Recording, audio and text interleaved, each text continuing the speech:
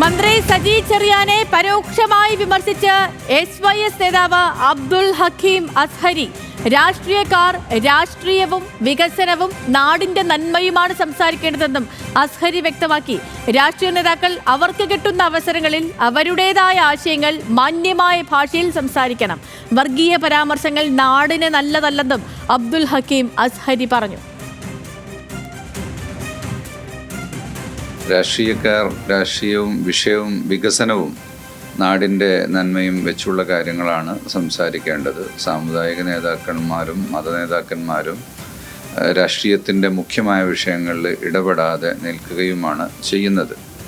അതേസമയത്ത് ഒരു മതത്തിൻ്റെയോ സമുദായത്തിൻ്റെയോ ന്യൂനപക്ഷത്തിൻ്റെയോ അവകാശങ്ങൾക്ക് വേണ്ടി സംസാരിക്കുക, അവകാശങ്ങൾ ലഭിക്കാത്തതിനെക്കുറിച്ചുള്ള പരാതിപ്പെടുക എന്നതെല്ലാം മാന്യമായ ഭാഷയിൽ അത്തരം കാര്യങ്ങളെല്ലാം നമ്മുടെ നാട്ടിൽ ജനാധിപത്യ സംവിധാനത്തിൻ്റെ ഭാഗമായിട്ടുള്ളതും അത് നടക്കേണ്ടതുമാണ്.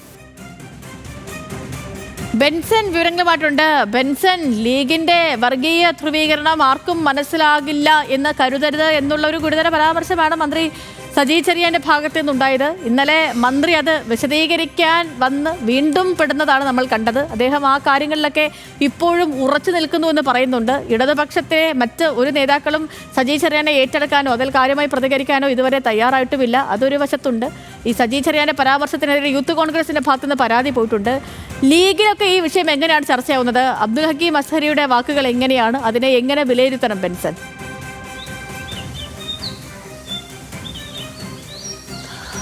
സേതുലക്ഷ്മി സൂചിപ്പിച്ചതുപോലെ തന്നെ സജി ചെറിയാന്റെ പരാമർശം വലിയ വിവാദമാവുകയും CPIM അതിൽ വലിയ പ്രതിരോധത്തിലായി നിൽക്കുന്ന ഘട്ടത്തിലാണ് ഇത്തരത്തിൽ മത സാമുദായിക നേതാക്കളുടെ ഭാഗത്തു നിന്നും വിമർശനങ്ങൾ ഉയർന്നു വരുന്നത്. സൂചിപ്പിച്ചതുപോലെ തന്നെ അബ്ദുൽ ഹക്കീം അസ്ഹരി അദ്ദേഹം സൂചിപ്പിക്കുന്നത്, അതായത് ഒരു ന്യൂനപക്ഷത്തിന്റെയോ ഒരു മതവിഭാഗത്തിന്റെയോ അല്ലെങ്കിൽ ഒരു വിഭാഗം ആളുകളുടെയോ അവരുടെ പ്രശ്നങ്ങളെപ്പറ്റി അവരുടെ പരാതികളെപ്പറ്റി പൊതുസമൂഹത്തിൽ തുറന്നു പറയുന്നത് കൊണ്ട് കുഴപ്പമില്ല. പക്ഷേ അത് പറയുമ്പോൾ അത് മാന്യമായ ഭാഷയിൽ ആളുകൾക്ക് വ്യക്തത വരുത്തുന്ന രീതിയിൽ വേണം ഇക്കാര്യങ്ങൾ സംസാരിക്കാൻ എന്നുള്ളതാണ് അദ്ദേഹം പറഞ്ഞതിന്റെ ആകത്തുക. അത് തന്നെയാണ് നമുക്ക് മനസ്സിലായത്. അതായത് സജി ചെറിയാൻ മുൻപോട്ട് വെച്ച ആശയം അല്ലെങ്കിൽ എന്താണ് അദ്ദേഹം പറയാൻ ഉദ്ദേശിച്ചത് എന്നത് കൃത്യമായി അദ്ദേഹത്തിന് സംവദിക്കാൻ സാധിച്ചില്ല എന്നുള്ളത് തന്നെയാണ്. അത് വീണ്ടും അദ്ദേഹം വിശദീകരിക്കാൻ എത്തിയപ്പോൾ വീണ്ടും ഒരല്പം കൂടി കോംപ്ലിക്കേറ്റഡ് ആകുന്ന ഒരു കാഴ്ചയാണ് നമ്മൾ കണ്ടത്. സമാന രീതിയിൽ തന്നെ അതുകൊണ്ട് തന്നെയാണ് CPIM നേതാക്കളുടെ ഭാഗത്തു നിന്നും ഇക്കാര്യത്തിൽ ഒരു പ്രതിരോധം അല്ലെങ്കിൽ കൃത്യമായിട്ടുള്ള ഒരു വിശദീകരണം നൽകാൻ പാർട്ടി സെക്രട്ടറിക്ക് പോലും സാധിക്കാത്ത തരത്തിൽ ഈ വിഷയം ഇത്രത്തോളം വഷളായത് എന്ന് വേണം നമുക്ക് മനസ്സിലാക്കാൻ.